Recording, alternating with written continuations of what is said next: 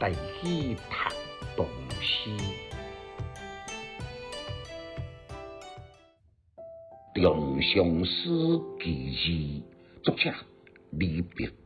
日色欲侵花含烟，我明欲诉愁不眠。朝夕初庭红红树，宿琴欲作鸳鸯弦。此曲有意无人传，愿随春风寄影前。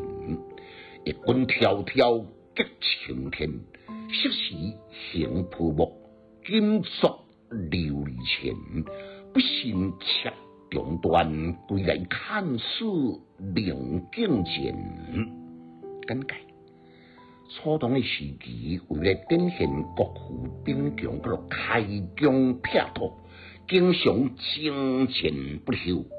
战争必须要在定调民力，形成当时年轻的男士抛妻离家、远涉边塞、家庭破碎、抗男怨女是不计其数。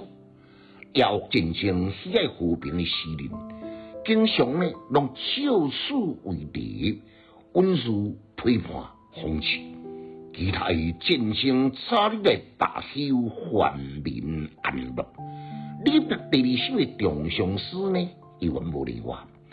顶一首敢若像查甫对查某的思念，这首呢都是查某对查甫的牵挂，连起来呢，敢若亲像古诗对吟。起句以春日傍晚，夜幕低垂，迄个花瓣呢，含着温温的烟雾风度，怨妇思妇，凄美哀愁。后两句完整的连对，用乐器的调式甲司马相如所奏过的抒琴，以成双成对的红红鸳鸯来增添怨妇的情思。此曲有意无人传，愿随春风寄影前。希望春风有知，一旦自将调色抒琴送到边塞，予伊的夫君，在极度的茫然之下，才来写这单一句的一君迢迢寄青天，昔时行瀑布，今作琉璃前。这几句呢，接得委婉奇妙，夸张讲早日一对目睭，亲像春水秋波，频频来传承。如今呢，变成是目屎远山，目屎是流未尽。不信妾断中，归来看似明镜前。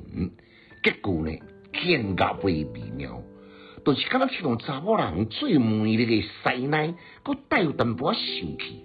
你若唔相信，我每工用木屎来洗面柔长寸断，倒转来呢，你看床头的镜情，你就会当一目了然。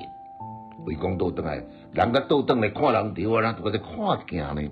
这就是诗篇变化微妙的重点。大家是不是发现李白的诗集？佮在安怎样啊彼此哀伤？伫最后的结果呢，拢是乐观面对。像这首战争都还未休困呢，红西都还未倒转来遥遥无期呢，但是已经想到红西倒转来迄种的喜悦、含情脉脉、矫情的姿态。故事是由希望中来失望，一旦不再从失望中来展现希望。绵绵不绝，万万奈何，令人又爱又怜。读诗的囡仔白学歹，有气质，够文采。读诗快乐哦！